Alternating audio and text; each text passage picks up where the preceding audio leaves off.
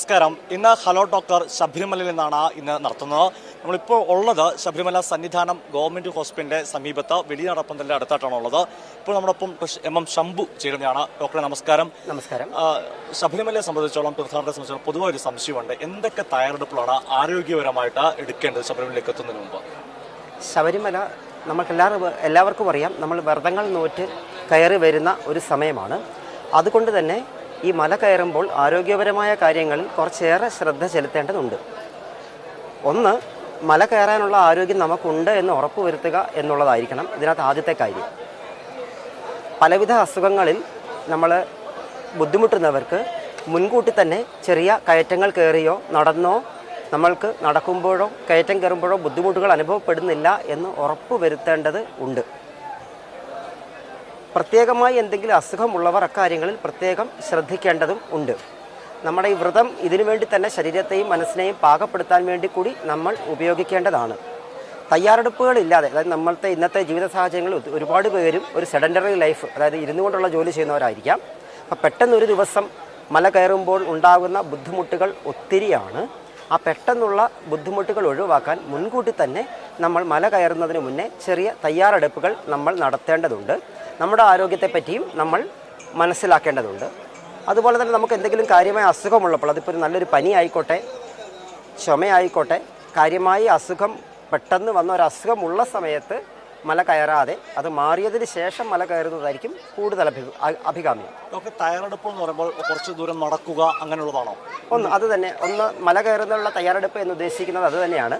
നമ്മൾക്ക് ഒരു ഇരുന്ന് ജോലി ചെയ്യുന്നവർക്ക് ഏകദേശം അടുപ്പിച്ച് നമ്മൾ 2-3 കിലോമീറ്റർ നടക്കുമ്പോൾ ബുദ്ധിമുട്ട് വരുന്നില്ല എന്ന് നമുക്ക് ഉറപ്പ് വരുത്താം. ചെറിയ കയറ്റങ്ങൾ കയറിയാലും ഉറപ്പ് വരുത്താവുന്നതാണ്. എന്തെങ്കിലും ബുദ്ധിമുട്ട് അനുഭവം, അതായത് നമുക്ക് എന്തെങ്കിലും അസുഖമുള്ളവർ മുൻകൂട്ടി ശ്രദ്ധിക്കും. പക്ഷേ ഇന്നത്തെ കാലത്ത് ഹൃദയ സംബന്ധമായ അസുഖങ്ങളൊക്കെ പ്രത്യേകിച്ച് ഒരു ലക്ഷണവുമില്ലാതെ പെട്ടെന്ന് വരാം. അപ്പം മുൻകൂട്ടി ഒരു ഇരുന്ന് മാത്രം ശീലമുള്ളവർ അങ്ങനെ ഒരു തയ്യാറെടുപ്പ് എടുക്കേണ്ടത് ഉണ്ട്. ഈ ഹൃദയ സംബന്ധമായ രോഗമുള്ളവർ എന്തൊക്കെ കാര്യങ്ങളാണ് ശ്രദ്ധിക്കേണ്ടത്? അവർ മരുന്നുകൾ മുടങ്ങാതെ കഴിക്കുകയും അത് ഇവിടെ എത്തുമ്പോഴും ഇതിനകത്ത് നമ്മൾ കാണുന്ന ഒരു മേജർ പ്രശ്നം, ഇവിടെ മല കയറുമ്പോൾ ഏറ്റവും സീരിയസ് ആയിട്ടുള്ളതും നമുക്ക് ഒഴിവാക്കാൻ പറ്റുന്നതുമായ കാര്യങ്ങളാണ് ഹാർട്ട് അറ്റാക്ക് പോലെയുള്ള ഹൃദയ സംബന്ധമായ അസുഖങ്ങൾ. ഇത് നേരത്തെ തന്നെ ഹൃദയ സംബന്ധമായ അസുഖം ഉള്ളവർക്കും അതില്ലാത്തവർക്കും ബാധകമാണ്.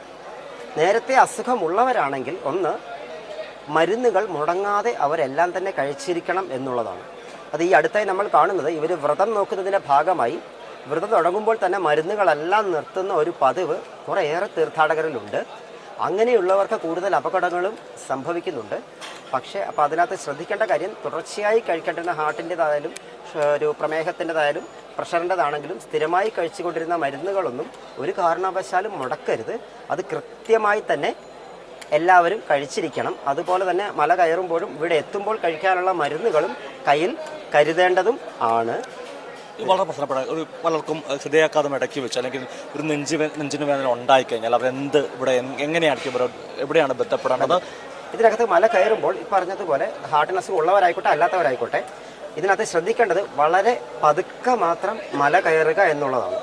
നമ്മൾക്ക് ചിലരൊക്കെ ചെറുപ്പക്കാർക്കൊക്കെ ഏകദേശം ഒരു 40 മിനിറ്റ് കൊണ്ടോ 3/4 മണിക്കൂർ കൊണ്ടോ പെട്ടെന്ന് കയറി എത്താം എന്ന് പറയുന്നുണ്ട്. പക്ഷേ അത് നമ്മളൊരു മാതൃകയാക്കരുത്. നല്ല സമയമെടുത്ത് വളരെ പതിയെ മാത്രം മല കയറുക എന്നുള്ളതാണ് ഇതിനകത്തെ ഏറ്റവും പ്രധാനമായ കാര്യം. പലപ്പോഴും സംഭവിക്കുന്നത്, നമ്മൾ കയറി തുടങ്ങിയതായി എത്താനായി നമുക്കൊരു ബുദ്ധിമുട്ട്, എന്തെങ്കിലും നെഞ്ചിൻ്റെ അസ്വസ്ഥത പോലെയോ ഒരു ശ്വാസം മുട്ട് പോലെയോ ഒന്ന് വേർക്കുന്ന പോലെയോ തോന്നി, അല്ല അത് കയറിയതിൻ്റെ ക്ഷീണമായിരിക്കാം, ഇപ്പോൾ ഒരു 10 മീറ്ററോ അല്ലെങ്കിൽ 100 മീറ്ററോ ചെന്നാൽ ഞാൻ എത്തിയല്ലോ എന്ന ധാരണയിൽ നടക്കുമ്പോഴാണ് പലപ്പോഴും കുഴഞ്ഞു വീഴുകയും അപകടങ്ങൾ സംഭവിക്കുന്നത്.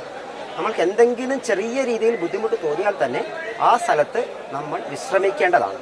മല കയറുന്ന വഴിക്ക് എല്ലാ സ്ഥലങ്ങളിലും നമുക്ക് വിശ്രമിക്കാനും ഇരിക്കാനുമുള്ള സൗകര്യങ്ങളുണ്ട്. ആ എല്ലാ സ്ഥലത്തും ഇരുന്ന് വിശ്രമിച്ച് വളരെ പതിയെ മാത്രം കയറുക. ഓരോ 100 മീറ്റർ കയറുമ്പോഴും 1 മിനിറ്റ് വിശ്രമിച്ചാൽ ഏറ്റവും നല്ലതാണ്. അത് എന്തെങ്കിലും വളരെ നിസ്സാരമായ ബുദ്ധിമുട്ടാണെങ്കിൽ പോലും അത് ഫുൾ വിശ്രമിച്ച് ആ ബുദ്ധിമുട്ട് മാറിയതിന് ശേഷം മാത്രം വീണ്ടും കയറുക. അതുപോലെ തന്നെ ഈ ബുദ്ധിമുട്ട് കയറുമ്പോൾ നമുക്ക് ഏറ്റവും കൂടുതൽ പ്രശ്നം അനുഭവപ്പെടുന്നത്, നമുക്ക് വലിയ കുത്തനെയുള്ള 2 മലകൾ, നീലിമലയും അപ്പാച്ചിമേടുമാണ്. നമ്മൾ വഴിയിൽ സന്നിധാനത്തും പമ്പയിലും നമുക്ക് ആശുപത്രികളുണ്ട്. കൂടാതെ നീലിമലയിലും അപ്പാച്ചിമേടിലും 24 മണിക്കൂർ പ്രവർത്തിക്കുന്ന കാർഡിയോളജി സെൻ്റർ ഉണ്ട്. ഇത് കൂടാതെ തന്നെ പമ്പയിൽ നിന്ന് നീലിമല എത്തുന്നതിന് മുന്നേ നമുക്ക് 3 എമർജൻസി മെഡിക്കൽ സെൻ്റർ ഉണ്ട്. അപ്പാച്ചിപ്പള്ളി നീലുമല എത്തുമ്പോൾ 3 എണ്ണം ഉണ്ട്. അത് കഴിഞ്ഞ് 3 എണ്ണം. അങ്ങനെ ആകെ മൊത്തം ഒരു 19 എമർജൻസി മെഡിക്കൽ സെന്ററുകൾ. ഈ ഓരോ സെന്ററിലും ട്രെയിൻഡ് ആയിട്ടുള്ള ഒരു സ്റ്റാഫ് നേഴ്സ് ഉണ്ടാവും, ഒരു ഓക്സിജൻ കൊടുക്കാനുള്ള സൗകര്യങ്ങളുണ്ടാവും, ഒരു എമർജൻസി സ്ട്രെച്ചർ സർവീസും ഉണ്ടാവും. അപ്പോൾ ഈ എമർജൻസി മെഡിക്കൽ സെന്ററിലോ പമ്പ ആശുപത്രിയിലോ അല്ലെങ്കിൽ നീലിമല അപ്പാച്ചിമേട് എന്നീ ആശുപത്രികളിലോ സന്നിധാന ആശുപത്രികൾ ഇത്രയും സ്ഥലങ്ങളായിരിക്കും, ചരൽമേടിലുമുണ്ട്, ഇത്രയും സ്ഥലങ്ങളിലായിരിക്കും നമ്മൾക്ക് മെഡിക്കൽ സൗകര്യങ്ങളുള്ളത്. അപ്പം ഏറ്റവും അടുത്ത എമർജൻസി മെഡിക്കൽ സെന്ററിൽ അല്ലെങ്കിൽ വഴിയിലെല്ലാം ഉണ്ടാവും, കയറി വരുന്ന വഴിയിലെല്ലാം സൈഡിലുണ്ട് എമർജൻസി മെഡിക്കൽ. ഓരോ സ്ഥലത്തും നമ്മൾ അതിൻ്റെ ഫോൺ നമ്പറും പ്രഖ്യാപിച്ചിട്ടുണ്ട്. എന്തെങ്കിലും ബുദ്ധിമുട്ട് തോന്നുമ്പോൾ ആ ഫോൺ നമ്പറിലൊന്ന് ഏറ്റവും അടുത്ത എമർജൻസി മെഡിക്കൽ സെന്ററിലെ ഫോൺ നമ്പറിലൊന്ന് വിളിക്കാം, അല്ലെങ്കിൽ ഏറ്റവും അടുത്ത മെഡിക്കൽ സെന്ററിലേക്ക് ആരെങ്കിലും എത്താം. അത് പലപ്പോഴും ശ്രദ്ധിക്കുക വെച്ചാൽ കൂട്ടം പോകുമ്പോൾ 1 or 2 പേർ കൂട്ടം തെറ്റുകയും ഈ കൂടെ ആരും ഉണ്ടാവില്ല ഒരാൾ കുഴഞ്ഞു വീഴുമ്പോൾ. അപ്പോൾ നമ്മൾ ഓരോരുത്തരും നമ്മളെ കൂടെയുള്ള അയ്യപ്പന്മാരാണ് എന്ന ഒരാളെ ബുദ്ധിമുട്ട് കാണുമ്പോൾ ഏറ്റവും അടുത്ത നമ്മുടെ കൂടെ അല്ലെങ്കിൽ പോലും ആരെങ്കിലും ബുദ്ധിമുട്ട് അനുഭവിക്കുവാണെങ്കിൽ നമ്മൾ ഇടപെടണം, അല്ലേ? ഇടപെടണം. ബുദ്ധിമുട്ട് അനുഭവിക്കുമ്പോൾ കൂടെ പലപ്പോഴും കൂട്ടം തെറ്റി വല്ല ഓരോരുത്തരോ 2 പേരോ മാത്രമായിട്ടല്ല നമ്മൾ കുഴഞ്ഞു വീണ് പലപ്പോഴും നമ്മൾക്ക് എടുത്തുകൊണ്ട് വരുന്നത് അടുത്തുള്ള പോലീസുകാരോ അല്ലെങ്കിൽ വോളണ്ടറി സർവീസ്. നമുക്ക് എല്ലാ സ്ഥലത്തും പോലീസുകാരും ഉണ്ട്, അയ്യപ്പ സേവാ സംഘത്തിൻ്റെയും മറ്റ് സന്നദ്ധ സംഘടനകളുടെയും വോളണ്ടിയേഴ്സും ഒത്തിരിയുണ്ട്. അപ്പോൾ ഇതിൽ ആരെ സമീപിച്ചാലും ഇവർക്ക് അടുത്തുള്ള എമർജൻസി മെഡിക്കൽ സെൻ്ററിലേക്ക് എത്തിക്കാനും ഉള്ള സ്ട്രെച്ചർ സർവീസും അത്യാവശ്യം വേണ്ട ആംബുലൻസ് സർവീസും നമുക്കുണ്ട്, 4 വീലർ ആംബുലൻസും. അപ്പോൾ എത്രയും പെട്ടെന്ന് ഏറ്റവും അടുത്തുള്ള ഈ വോളണ്ടറി സർവീസുകാരെയോ എമർജൻസി മെഡിക്കൽ സെൻ്ററിലോ ഏറ്റവും അടുത്തുള്ള പോലീസ് അയ്യപ്പന്മാരെയോ ആരെയെങ്കിലും സമീപിച്ചാൽ, അല്ലെങ്കിൽ അവിടുത്തെ ഫോൺ നമ്പർ എല്ലാ സ്ഥലത്തും നമ്മൾ പ്രദർശിപ്പിച്ചിട്ടുണ്ട്, ആ ഫോൺ നമ്പറിലൊന്ന് വിളിച്ചാലും മതിയാവും, എത്തിയിട്ടുണ്ടാവും. അത് കൂടാതെ തന്നെ എല്ലാ സ്ഥലത്തും നമുക്കൊരു കൺട്രോൾ റൂമുണ്ട് പമ്പയിൽ. കൺട്രോൾ റൂമിൽ എല്ലാ ഭാഷകളും സംസാരിക്കുന്ന ആൾക്കാരുണ്ട്. തമിഴ്, തെലുങ്ക്, കന്നഡ, മലയാളം, ഹിന്ദി എല്ലാം സംസാരിക്കുന്ന ആൾക്കാർ കൺട്രോൾ റൂമിലുണ്ട്. ആ കൺട്രോൾ റൂം നമ്പറിൽ വിളിച്ചാലും ഉടനടിയെ തന്നെ അവർക്ക് അതാത് ഭാഷയിലുള്ള സംവിധാനങ്ങൾ നമുക്ക് ഏർപ്പെടുത്താൻ കഴിയും. പലപ്പോഴും സംഭവിക്കുന്ന ഒരു കാര്യമുണ്ട്, ആളുകൾ ഒരുമിച്ചാണല്ലോ മല കയറുന്നത്. ഇപ്പോൾ ഒരാൾക്ക് ഹൃദ്രോഗമുണ്ടെങ്കിൽ ബാക്കി 4 ആളുകൾക്ക് കാണണമെന്നില്ല. ഒരുമിച്ച് ഒരേ സ്പീഡിൽ കയറുന്ന ഒരു അപകടമല്ലേ? അത് വളരെ അപകടമാണ്. ഈ പറഞ്ഞ പോലെ ഹൃദ്രോഗം ഉള്ളവർക്ക് അത് ഞാൻ പറഞ്ഞ പോലെ ഉള്ളവരാണെങ്കിലും ഇല്ലാത്തവരാണെങ്കിലും അത് വളരെ പതിയെ മാത്രം മല കയറുക. അത് ആരായാലും ധൃതി പിടിച്ചോ സ്പീഡിലോ കയറാൻ നോക്കണ്ട, അങ്ങനെ ആക്കാതെ. പലപ്പോഴും നമ്മൾ കാണുന്ന ചിലർ ഓടി കയറുന്നത് കാണും. അങ്ങനെയല്ല, നമ്മൾ വളരെ സാവധാനം മാത്രം മല കയറുക.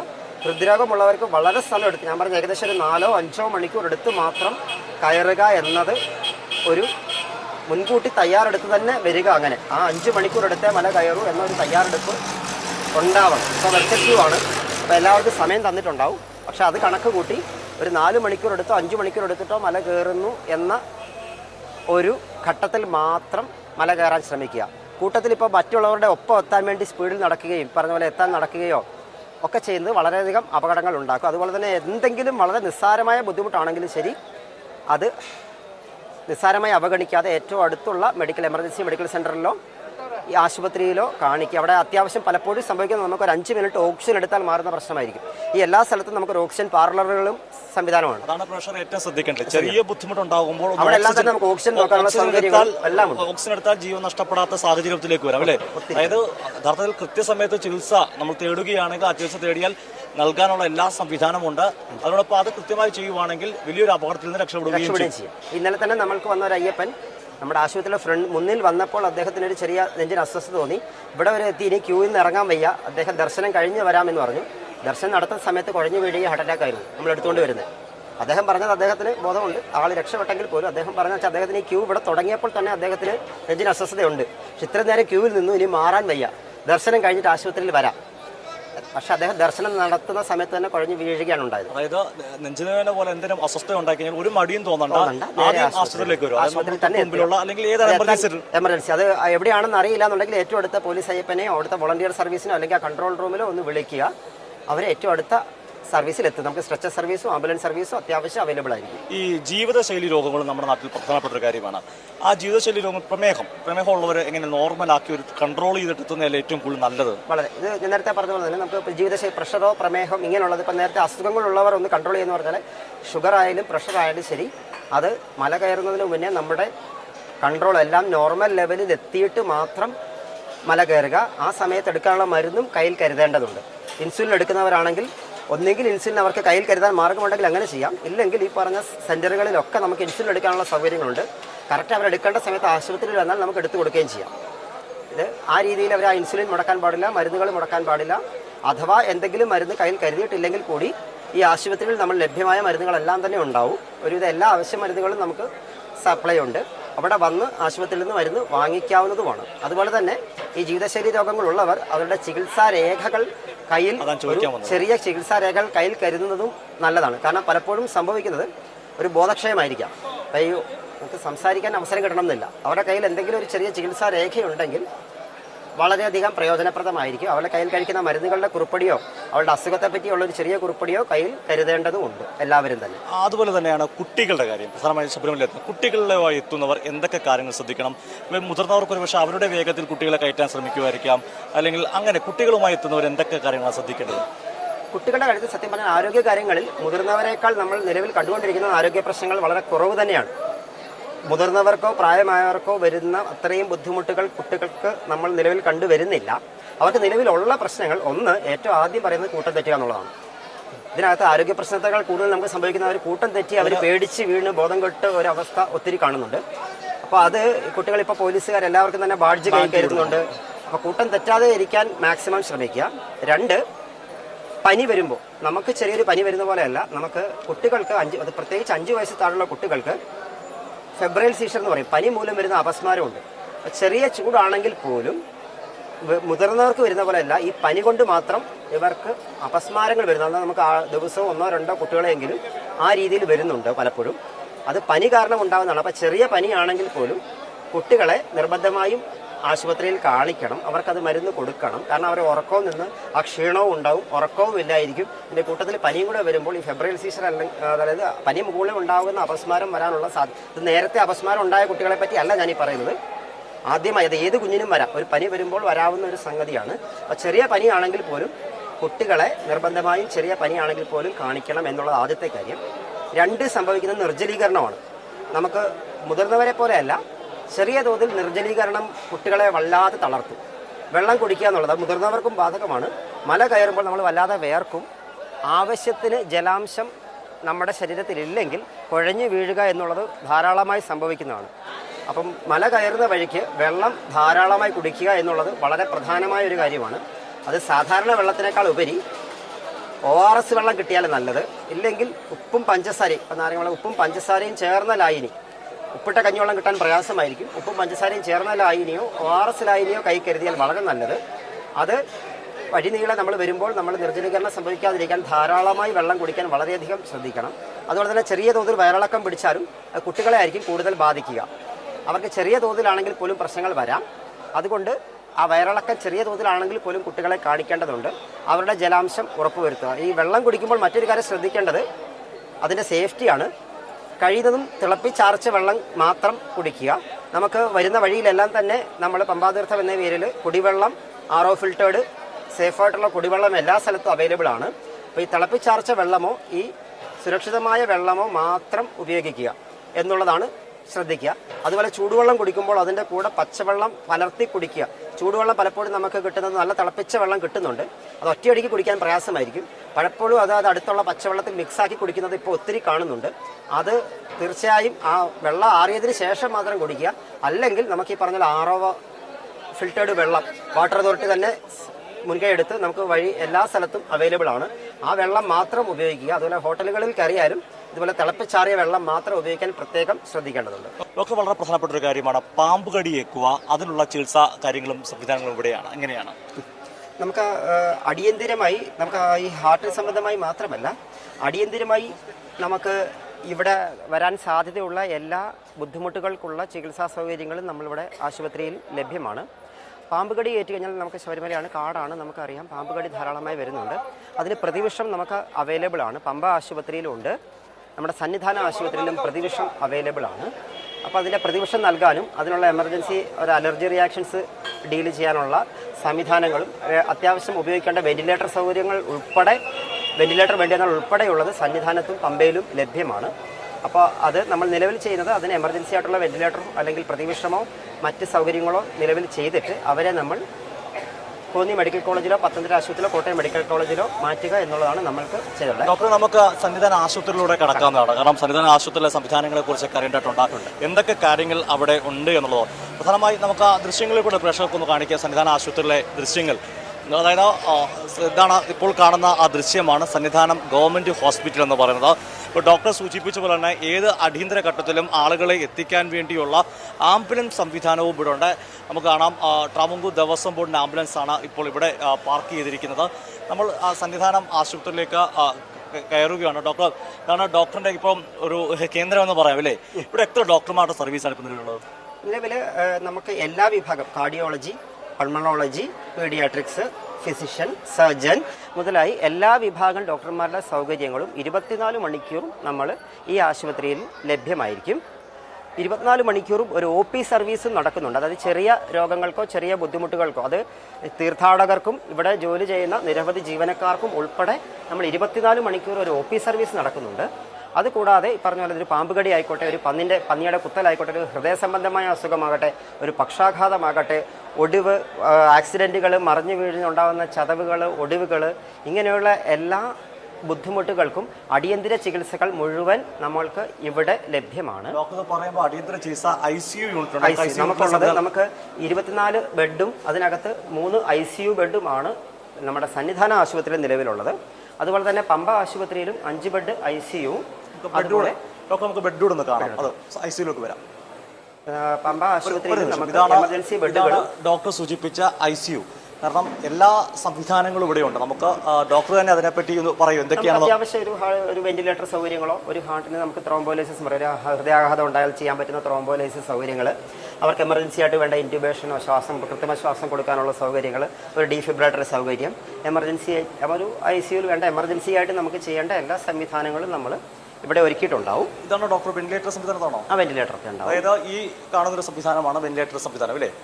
ഓക്കെ. നമ്മൾ ഒരു എമർജൻസി ആയിട്ട് ഉപയോഗിക്കുന്നു. നമ്മുടെ ഇപ്പോൾ നിലവിൽ ഒരു ജീവൻ രക്ഷാ സൗകര്യമായി എമർജൻസിയായി ഒരു ജീവൻ രക്ഷാ കാര്യങ്ങൾ ചെയ്തതിന് ശേഷം ഇവരെ നമ്മൾ പമ്പ ആശുപത്രിയിലേക്കോ അല്ലെങ്കിൽ നമ്മുടെ ബേസിലായിട്ടുള്ള കോന്നി മെഡിക്കൽ കോളേജിലേക്കോ പത്തനംതിട്ട ജനറൽ ആശുപത്രിയിലേക്കോ അല്ലെങ്കിൽ കോട്ടയം മെഡിക്കൽ കോളേജിലേക്കോ മാറ്റുക എന്നുള്ളതാണ് നിലവിൽ നമുക്ക് ഉള്ള സൗകര്യം. ഏതാണ്ട് എല്ലാ സംവിധാനങ്ങളും ഇപ്പോൾ ഡ്രസ്സിംഗ് റൂം ഉണ്ട്. ഡോക്ടറെ ഒരു കോൾ വരുന്നുണ്ട്. ഡോക്ടർ ഇപ്പം ചോദിക്കുന്നതായിരിക്കും. ലക്ഷ്മണനാണ് പാലക്കാട് നിന്ന് വിളിക്കുന്നത്. ചോദിച്ചോളൂ. ലക്ഷ്മണൻ ചോദിക്കാം, ഡോക്ടറോട് ചോദിക്കാം. ഹലോ, കേൾക്കുന്നുണ്ടോ? ലക്ഷ്മണൻ ലൈനിലുണ്ടോ? ആ, ലൈനിലുണ്ട്. ചോദിച്ചോളൂ.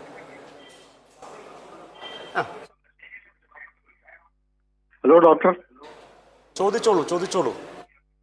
സാർ, എനിക്ക് 63 വയസ്സായി. അപ്പോൾ ഈ മല കയറുമ്പം ഇങ്ങനെ ശ്വാസം മുട്ടൽ, കാലിൽ വേദനയൊക്കെ വന്നു കഴിഞ്ഞാൽ ഒന്നും പയ്യെ ഇരുന്നിരുന്ന് പോയാൽ മതിയോ, അല്ലെ ഒറ്റയടിക്ക് കയറുമ്പോൾ എങ്ങനെയാണ്? ഒറ്റയടിക്ക് കയറരുത്. ഈ ബുദ്ധിമുട്ടുകളുള്ളവർ ഞാൻ പറഞ്ഞൊരു 3-4 മണിക്കൂർ എടുത്ത് കയറുന്നത് പോലെ മാത്രം ആലോചിക്കുക. ഈവൻ യാതൊരു ബുദ്ധിമുട്ട് തോന്നുന്നില്ലെങ്കിൽ പോലും ഒരു 100 മീറ്റർ മല കയറിയിട്ട് 1 മിനിറ്റെങ്കിലും വിശ്രമിച്ചതിന് ശേഷം മാത്രമേ പിന്നീട് കയറാവൂ. അഥവാ എന്തെങ്കിലും ബുദ്ധിമുട്ട് തോന്നുന്നുണ്ടെങ്കിൽ തൊട്ടടുത്തുള്ള എമർജൻസി, നമുക്ക് പോകുന്ന മല കയറുന്ന വഴിക്ക് ആകെ മൊത്തം 10 എമർജൻസി മെഡിക്കൽ സെൻ്ററുകളും നീലിമലയിലും അപ്പാച്ചിമേട്ടിലും ആശുപത്രിയും സന്നിധാനത്ത് ആശുപത്രിയും ഉണ്ട്. ഇവിടെ എല്ലാം തന്നെ ഓക്സിജൻ ലെവൽ നോക്കാനുള്ള സൗകര്യങ്ങളും ഓക്സിജൻ പാർലറും എമർജൻസി മരുന്നുകളും അവൈലബിൾ ആണ്. ട്രെയിൻഡ് സ്റ്റാഫ് നേഴ്സും ഉണ്ടാവും. അപ്പോൾ എന്തെങ്കിലും ബുദ്ധിമുട്ട് തോന്നുമ്പോൾ ഈ സ്ഥലത്ത് കയറുക. ബുദ്ധിമുട്ടൊന്നും ഇല്ലെങ്കിൽ പോലും ഓരോ 100 മീറ്റർ കയറുമ്പോഴും 1 മിനിറ്റെങ്കിലും വിശ്രമിച്ച് പ്രശ്നങ്ങളില്ല എന്ന് ഉറപ്പിച്ചതിന് ശേഷം മാത്രം മല കയറുക. മല കയറാൻ ഒരു 3-4 മണിക്കൂർ സമയം മുൻകൂട്ടി കണ്ടുകൊണ്ട് മാത്രം മല കയറാൻ തുടങ്ങേണ്ടതാണ്. ലക്ഷ്മണൻ ഉത്തരം വ്യക്തമായല്ലോ? ഓക്കെ ഡോക്ടർ, നമുക്ക് തുടരാം. നമുക്ക് ഈ ഫാർമസി സംവിധാനത്തിൽ തിരിച്ച് ഹോസ്പിറ്റലിലെ സൗകര്യങ്ങളെ പറ്റി, ഡ്രസ്സിംഗ് സംവിധാനം ഉൾപ്പെടെയുള്ള നമുക്ക് ധാരാളം ആളുകൾ ഇവിടെ എത്തുന്നുണ്ട്. നമുക്ക് ഇവരോട് ചോദിക്കാവുന്നതാണ്. ഹോസ്പിറ്റലിൽ എത്തിയ ആളുകളല്ലേ, എങ്ങനെയുണ്ട് ഇവിടുത്തെ ചികിത്സ കാര്യങ്ങളൊക്കെ? കുഴപ്പമില്ല. ഡോക്ടറെ കണ്ടോ? ഡോക്ടറെ കണ്ടുണ്ട്. എന്ത് പറ്റി? പനിയാണ് 2 ദിവസം കൊണ്ട്. ഇവിടെ ജോലി ചെയ്യുന്ന ആളായിരിക്കും. ഡ്യൂട്ടി ചെയ്യുന്നത് ഡെയിലി ബേസിന്. പനിയുണ്ട്, ഡോക്ടറെ കണ്ടു. സേവനമൊക്കെ നല്ലതാണ്. നല്ലതാണ്. അപ്പം ഡോക്ടർ, ഈ ഇദ്ദേഹം എത്തിയ പനിയായിട്ടാണ്. എനിക്കൊന്ന് കൂടുതൽ ആളുകൾ ഇവിടെ സ്ഥിരമായി നിൽക്കുന്ന പനി നമ്മുടെ കാലാവസ്ഥയും പെട്ടെന്നുള്ള കാലാവസ്ഥ മാറ്റവും പിന്നെ ഇത്രയും ആളുകൾ ഒന്നിച്ച് കൂടുമ്പോഴുള്ള പകർച്ചവ്യാധികൾ, അതായത് സാധാരണതിനേക്കാൾ കൂടുതൽ പനിയുള്ള പകർച്ചവ്യാധിയാണ് ഈ പനി. അപ്പോൾ നമ്മൾ ഇത്രയും കൂടുതൽ ആൾക്കാർ ഒരേ സ്ഥലത്ത് തിങ്ങി നിറയുമ്പോൾ പനി പകരാനുള്ള സാധ്യത വളരെ കൂടുതലാണ്. അപ്പോൾ സാധാരണഗതിയിലും പനി നമുക്ക് വളരെയധികം കൂടുതലാണ്. അപ്പോൾ നമുക്ക് മറ്റ് അസുഖമുള്ളവർക്ക് ഈ പനി വരുമ്പോൾ അതും അധികമാവും. അതുകൊണ്ട് തന്നെ നമുക്ക് എല്ലാവിധ സാധാരണ ജലദോഷപ്പനി, വൈറൽ പനികൾ, അതുപോലെ തന്നെ മലമ്പനി, എലിപ്പനി, ഡെങ്കിപ്പനി, ഇങ്ങനെ എല്ലാവിധ പനികളും നമ്മൾ വരുന്ന ആൾക്കാരും പല നാടുകളിൽ നിന്ന് പല രീതിയിൽ വരുന്നവരാണ്, എല്ലാം വരുന്നുണ്ടാവും. അപ്പോൾ ഇത് ഓരോന്നും ടെസ്റ്റ് ചെയ്യാനുള്ള സൗകര്യങ്ങളും നമുക്കിവിടെയുണ്ട്. ഇപ്പോൾ മലേറിയ ആയാലും ശരി, ഡെങ്കിപ്പനി ആണെങ്കിലും ശരി, എലിപ്പനി ആണെങ്കിലും ശരി, അത് നിലവിൽ അങ്ങനത്തെ പനികളെല്ലാം നോക്കാനുള്ള സംവിധാനവും നമ്മൾ ഒരുക്കിയിട്ടുണ്ട്. അത്യാവശ്യം വേണ്ട അതിനുള്ള ലാബ് സൗകര്യങ്ങളുണ്ട്. ഒരു എക്സ്റേ സൗകര്യങ്ങളും പമ്പയിലും സന്നിധാനത്തും എക്സ്റേ സൗകര്യങ്ങളും ഉണ്ടാവും. ഈ പനി ജീവനക്കാർക്ക്, ഇവിടെ നിൽക്കുന്ന ജീവനക്കാർക്ക് ഒത്തിരി പേർക്ക് ഒന്നിച്ച് താമസിക്കുമ്പോഴുള്ള പനികളുണ്ട്. അത് മഞ്ഞപ്പിത്തം അതുപോലുള്ള പകർച്ചവ്യാധികൾ നിയന്ത്രിക്കാനുള്ള സംവിധാനങ്ങളും നമ്മൾക്ക് നിലവിലുണ്ട്. ഈ പനി സ്പോട്ട് പനിയുള്ളവർ മറ്റൊരു ദിവസം വരുന്നതായിരിക്കും നല്ലത്. എന്നാൽ എന്നിരുന്നാൽ പോലും ചിലപ്പോൾ ഈ വരുന്നതിനിടയ്ക്ക് പനി ഉണ്ടാകുന്നു. അവർ എന്തൊക്കെയാണ് മാസ്ക് പോലുള്ള കാര്യങ്ങൾ, എന്തൊക്കെ കാര്യങ്ങൾ ശ്രദ്ധിക്കണം, എന്തൊക്കെ കാര്യങ്ങൾ ചെയ്യണം അവർ? ഇതിനകത്ത് ഏറ്റവും സത്യം പറഞ്ഞാൽ ഏറ്റവും പ്രയോജനപ്രദമായ കാര്യങ്ങൾ മാസ്ക് ഉപയോഗിക്കുക എന്നുള്ളതാണ്. പക്ഷെ അതിന് പ്രായോഗികമായി ഇവിടെ നടക്കുന്ന ഒരു ബുദ്ധിമുട്ട്, മാസ്ക് ഉപയോഗിച്ചാൽ അത് തിരിച്ച് കൊണ്ടുപോകാനും അത് വഴിയിൽ കളയാതിരിക്കാനും വളരെയധികം ശ്രദ്ധിക്കുക എന്നുള്ളതാണ് ഇതിനകത്തെ കാര്യം. കാരണം മാലിന്യം. ഒരു നിമിഷം, ഒരു കോളറുണ്ട്, ഭാസ്കരൻ വടകരയിൽ നിന്ന് വിളിക്കുന്നതാണ്. ഭാസ്കരൻ, കേൾക്കാമോ? ഭാസ്കരൻ, ഡോക്ടറോട് ചോദിക്കാനാണ്. Hello sir. ഹലോ ഹലോ, പറഞ്ഞോളൂ. ഭാസ്കരൻ പറഞ്ഞോളൂ, കേൾക്കാം. ഹലോ സർ, ഞാൻ ഒരു ബ്ലഡ് ക്യാൻസർ രോഗിയാണ്. ഞാൻ ഡെയിലി രാത്രി ഗുളിക കഴിക്കുന്ന ആളാണ്. അപ്പോൾ ഞാൻ ഡിസംബർ 14 മലക്ക് വരാൻ വേണ്ടിയിട്ട് ഓൺലൈനിൽ ബുക്ക് ചെയ്തത്. എനിക്കിപ്പോൾ ചില സമയം ചെറിയൊരു ശ്വാസം മുട്ടുമാതിരി തോന്നുന്നുണ്ട്. ഞാൻ വേറെ ഡോക്ടറെ കുഴപ്പമൊന്നുമില്ല, എങ്കിലും മലകാര്യം സാവകാശം കാര്യ പോലെ.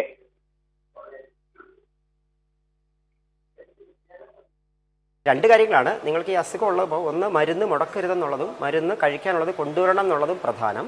പിന്നെ മല കയറുന്നതിന് 2 ദിവസം മുന്നെയെങ്കിലും നിങ്ങളൊരു ഡോക്ടറെ കണ്ട് മല കയറാനുള്ള ആരോഗ്യസ്ഥിതി ഉണ്ടെന്ന്, ഇതിങ്ങനെ അസുഖമുള്ളപ്പോൾ ഡോക്ടറെ കണ്ട് ഉറപ്പ് വരുത്തിയതിന് ശേഷം മാത്രം മല കയറാൻ തുടങ്ങുക. പിന്നെ മറ്റ് അസുഖങ്ങൾ വരാതിരിക്കാൻ നിങ്ങൾ ഈ പറഞ്ഞ പോലെ മാസ്ക് കൃത്യമായി ഉപയോഗിക്കാൻ വളരെ ശ്രദ്ധിക്കണം. കയറുമ്പോഴും വളരെ മെല്ലെ മാത്രം കയറാൻ, ഒരു 3-4 മണിക്കൂർ സമയമെടുത്ത് കയറാൻ മാത്രം തയ്യാറെടുത്ത് മാത്രം വരിക. മല കയറുമ്പോൾ ചെറിയ ബുദ്ധിമുട്ട് പോലും അവഗണിക്കാതെ ഏറ്റവും അടുത്തുള്ള എമർജൻസി മെഡിക്കൽ സെൻ്ററിലോ പമ്പയിലോ നീലിമലയിലോ അപ്പാച്ചിമേട്ടിലോ സന്നിധാനത്തോ ഉള്ള ആശുപത്രിയിലോ കാണിക്കുകയും വേണം. ഡോക്ടർ, അദ്ദേഹം ചോദിച്ച പോലെ തന്നെ ഈ രോഗങ്ങളുള്ളവർ എത്തുമ്പോൾ കാര്യങ്ങളാണ് നമ്മൾ പറഞ്ഞത്. നമുക്ക് ഭാസ്കരൻ ചോദ്യം കഴിഞ്ഞോ? ഇനിയുണ്ടോ സംശയം? അദ്ദേഹം ചോദിച്ചു കഴിഞ്ഞാൽ നമുക്ക് ഇവിടുത്തെ അടിസ്ഥാന സൗകര്യങ്ങൾ കൂടി ഈ ഹോസ്പിറ്റലിനകത്ത്, സന്നിധാന ഹോസ്പിറ്റലോ, അതുകൂടെ ഒന്ന് പറഞ്ഞു തന്നാൽ നമുക്കൊന്ന് കാണിച്ചു തരുക. പറയുകയല്ല, ഒന്ന് കാണിക്കുക. നമുക്ക് നിലവിൽ നമുക്കിവിടെ പറഞ്ഞാൽ നമുക്ക് ഒരു 16 ബെഡും അതിനകത്ത് ICU ബെഡുകളും ഉണ്ട്. എമർജൻസി ആയിട്ടുള്ള നമ്മൾ OP റൂം ഉണ്ടാവും. 24 മണിക്കൂറും നമ്മൾ ഒരു OP സർവീസ് കൊടുക്കുന്നുണ്ടാവും. അതിൽ ഷിഫ്റ്റ് അടിസ്ഥാനത്തിൽ നമ്മൾ 2 ഡോക്ടർമാരായിട്ട് എല്ലാ സമയത്തും ഉണ്ടാവുന്നതാണ്. അതുകൂടാതെ ഓൺ കോളായി എന്തെങ്കിലും അത്യാവശ്യത്തിന് പൾമണോളജിസ്റ്റ്, കാർഡിയോളജിസ്റ്റ്, ഒരു സർജൻ, പീഡിയാട്രിഷ്യൻ എല്ലാവരും തന്നെ മുഴുവൻ സമയവും ലഭ്യമായിരിക്കും. ഒരു എമർജൻസിക്ക് വേണ്ട ഒരു സ്റ്റിച്ച് ഇടാനോ ഒരു പ്ലാസ്റ്റർ ഇടാനോ അങ്ങനെയുള്ള സൗകര്യങ്ങൾ, ഇതുപോലെ പാമ്പ് കടി, പന്നിക്കുത്ത്, എന്തെങ്കിലും എമർജൻസി ഡീൽ ചെയ്യാനുള്ള സൗകര്യങ്ങൾ, അത്യാവശ്യം വേണ്ട ലാബ് സൗകര്യങ്ങൾ, ഒരു അത്യാവശ്യമുള്ള എക്സ്റേ സൗകര്യങ്ങൾ എല്ലാം ഉണ്ടാവും. ഡോക്ടർ, നമുക്കൊരു കാര്യമുണ്ട്. നമ്മുടെ ഇവിടെ ഡോക്ടറുടെ സഹപ്രവർത്തകർ 24 മണിക്കൂർ സജ്ജമാണ്. ഇപ്പോൾ രോഗികൾ അധികം ഇല്ലാത്തൊരു സമയം, കാരണം ഉച്ച സമയമാണ്. അതുകൊണ്ട് അവരോടും ചോദിക്കാവുന്നതാണ്, നമുക്ക് കാര്യങ്ങൾ തിരക്കാവുന്നതാണ്. ഡോക്ടറിൻ്റെ പേര്? അരുൺ എന്ന പേര്. ഡോക്ടർ ഏത് സ്പെഷ്യലിസ്റ്റ്? ഓർത്തോ. നമ്മളതാണ് ഇപ്പോൾ ഓർത്തോ ഉണ്ട് ഇവിടെ. അടുത്ത ആളോട് ചോദിക്കാൻ നിൽക്കണം. ഡോക്ടറിൻ്റെ പേര്? ഡോക്ടർ കിരൺ. ഞാൻ ശ്വാസകോശത്തിലെ മെഡിക്കൽ കോളേജിലെ ഡോക്ടർ. ഇത് കോട്ടയം മെഡിക്കൽ കോളേജാണോ? അല്ലല്ല, കൊല്ലം മെഡിക്കൽ കോളേജ്. ഇപ്പോൾ ഡോക്ടറാണ് ചോദിച്ചേക്കാം, ഈ ശ്വാസകോശ രോഗങ്ങളായി വരുത്തുന്നവരെ എന്തൊക്കെയാണ് ശ്രദ്ധിക്കേണ്ടത്? ഒന്ന്, പ്രത്യേകിച്ച് ഇപ്പോൾ ഈ പനി സമയമുള്ളതുകൊണ്ട്, ഈ തണുപ്പ് സമയം ആയതുകൊണ്ട് എല്ലാവർക്കും ഒരു ജലദോഷവും ചുമയും വരുന്നുണ്ട്. ചുമ വന്നു കഴിഞ്ഞാൽ മാറാത്ത ചുമയായിട്ട് മാറാതെ നിൽക്കുന്നുണ്ട്. അപ്പോൾ പ്രത്യേകം ശ്രദ്ധിക്കേണ്ടത് മാസ്ക് ഇടുന്നത് വളരെ ഉത്തമമായിരിക്കും. ഒന്നാമത് കൂട്ടം കൂടി നിൽക്കുന്ന സമയത്ത് പ്രത്യേകം ശ്രദ്ധിക്കേണ്ടത് ഒരു മാസ്ക് എങ്കിലും. അതുകൊണ്ടാണ് ഞാൻ മാസ്ക് ഇട്ടിരിക്കുന്നതിൻ്റെ ഉദ്ദേശം. മാതൃക കാട്ടിയിട്ടുണ്ട്. അതെ. പിന്നെ കൈ എപ്പോഴും വൃത്തിയായിട്ട് പറ്റുന്ന സമയത്തെങ്കിലും ഒന്ന് കൈ കഴുകുന്ന ശ്രദ്ധിക്കണം. പിന്നെ തുമ്മുമ്പോഴും ചുമയ്ക്കുമ്പോഴും ഒന്ന് മൂക്ക് പൊത്തുവോ അല്ലെങ്കിൽ കൈ ഒന്ന് പൊത്തിച്ച് ചുമയ്ക്കുന്നത് വളരെ നല്ലതായിരിക്കും. കഫ് എറ്റിക്കറ്റ് നമ്മൾ പറയും. ഇതാണ് നമുക്ക് പറയാം. നമുക്ക് ഓർത്തോയിലെ ഡോക്ടർക്ക് എന്താണ് ശബരിമലയെ പറ്റി പറഞ്ഞല്ലോ, ഓർത്തോക്കാർക്ക് എന്താണ് പറയുന്നത്? ഇവിടെ കൂടുതൽ ഈ ഷോൾഡർ ഡിസ്ലൊക്കേഷൻ വളരെ കോമൺ ആയിട്ട് വരുന്നുണ്ട്. അത് ഈ തേങ്ങയൊക്കെ എറിയുമ്പോൾ ഡിസ്ലൊക്കേറ്റ് ചെയ്ത്, അതാണ് മോസ്റ്റ് കോമൺ ആയിട്ടുള്ളൊരു കേസ്. പിന്നെ വീണിട്ട് ചെറിയ ഫ്രാക്ചറുകളൊക്കെ വരാറുണ്ട്. ഡോക്ടർ, ഒരു നിമിഷം, നമുക്ക് ഡോക്ടർക്ക് ഒരു കോൾ എഴുതാം. ഡോക്ടറെ, കായംകുളത്തുനിന്ന് രാജി വിളിക്കുന്നുണ്ട്. രാജി ഡോക്ടറോട് നേരിട്ട് ചോദിക്കാനാണ്. ചോദിച്ചോളൂ. പറഞ്ഞു. Hello doctor. ഹലോ. കേൾക്കാം, ചോദിച്ചോളൂ. ഡോക്ടറെ, എന്റെ ഭർത്താവിന് ശബരിമല വരാനാ ഡോക്ടറെ. എന്നൊരു പുള്ളിക്ക് ഹാർട്ടിന് പ്രശ്നമുള്ള ആളാണ്. അപ്പം മല കയറുന്നതിന് കുഴപ്പമുണ്ടോ ഡോക്ടറെ? അറ്റാക്ക് വന്ന ആളാ, മരുന്ന് വെച്ചുകൊണ്ടിരിക്കുക. അറ്റാക്ക് വന്ന ആളാണ്. അപ്പോൾ നിങ്ങൾ മല കയറുന്നതിന് ഒരു 2 ദിവസം മുന്നേ അടുത്തുള്ളൊരു കാർഡിയോളജിസ്റ്റിനെയോ ഫിസിഷ്യനെയോ കാണിച്ച് അദ്ദേഹത്തിന് മല കയറാനുള്ള ആരോഗ്യമുണ്ടെന്ന് ഉറപ്പ് വരുത്തിയതിന് മാത്രം കയറുക. കാരണം നമുക്ക് ഹാർട്ട് അറ്റാക്ക് വരുമ്പോൾ എനിക്ക് അതിൻ്റെ ഡീറ്റെയിൽസ് അറിയില്ല. നമുക്ക് എൽ വി ഡിസെക്ഷൻ എന്ന് പറയും. ചിലർക്ക് നമ്മൾ അസുഖം കൂടുതലായിട്ട് ഹാർട്ടിൻ്റെ പമ്പിങ് കുറവാണെങ്കിൽ അത് ഒഴിവാക്കാൻ തന്നെ നമ്മൾ പലപ്പോഴും പറയാം. അല്ലെങ്കിൽ അതനുസരിച്ച് നമ്മളുള്ള സംവിധാനങ്ങൾ ഒരുക്കി ചെയ്തതിന് മാത്രമായിരിക്കും. അല്ല, അത് കുഴപ്പമില്ല എന്ന് 2 ദിവസം മുന്നെയെങ്കിലും നിങ്ങളൊരു ഡോക്ടറെ കണ്ട് ഉറപ്പ് വരുത്തിയതിന് ശേഷം മാത്രം മല കയറുക. 1. 2, മല കയറുമ്പോൾ സ്ഥിരമായി കഴിച്ചുകൊണ്ടിരുന്ന ഒരു മരുന്നുകളും ഒരു ദിവസം പോലും മുടക്കാൻ പാടില്ല. അത് കഴിക്കേണ്ടതെല്ലാം കയ്യിൽ കരുതേണ്ടതുണ്ട്. 3, മല കയറുമ്പോൾ നല്ല സമയമെടുത്ത് മാത്രം കയറാൻ വളരെയധികം പ്രത്യേകം ശ്രദ്ധിക്കുക. ധൃതി പിടിച്ചോ വേഗം ഓടിയോ ഒന്നും കയറാതെ ഓരോ 10 20 മീറ്റർ കൂടുമ്പോഴും പതുക്കെ വിശ്രമിച്ച് മാത്രം കയറാൻ വളരെയധികം ശ്രദ്ധിച്ച് മാത്രം കയറുക. ഡോക്ടറെ, വളരെ നന്ദി സഹകരിച്ചതിൽ. ഏതായാലും ഡോക്ടർ ഇന്ന് നമുക്ക് ഡോക്ടർ മാത്രമല്ല മറ്റു ഡോക്ടർമാരുമൊത്ത് ശബരിമല സന്നിധാനത്തെ എത്തിയാൽ തീർത്ഥാടകർ ശ്രദ്ധിക്കേണ്ട കാര്യങ്ങളാണ് പറഞ്ഞത്. എല്ലാവരും ഇത്തരം കാര്യങ്ങൾ ശ്രദ്ധിച്ച് ശബരിമലയിലേക്ക് എത്തുക. ഹലോ ഡോക്ടർ ഇന്ന് അവസാനിക്കുന്നു.